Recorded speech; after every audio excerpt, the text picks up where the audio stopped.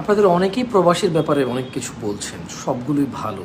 আল্লাহ তাআলা সহজ করে দিন, সবার প্রস্তাবই খুব ভালো। আমার মাথায় একটা ছোট্ট কথা আসছে, যারা নতুন করে বিদেশ যাচ্ছে, এয়ারপোর্টে এমন একটা সিস্টেম চালু হওয়া উচিত যে একটা সংস্থা চালু হবে যারা ভিসার কাজ করবে, ভিসা প্রসেসিংয়ের কাজ করবে, যে এজেন্সিগুলো এয়ারপোর্টে যে লোকটা পাস হবে মাস্ট কোন এজেন্সি থেকে এই ভিসাটা ভেরিফাইড হয়েছে এইটা অ্যাটাচমেন্ট থাকা উচিত, এবং গভর্নমেন্টের কাছে ওই এজেন্সির নথিপত্র, ওই এজেন্সির গ্রহণযোগ্যতা থাকা উচিত।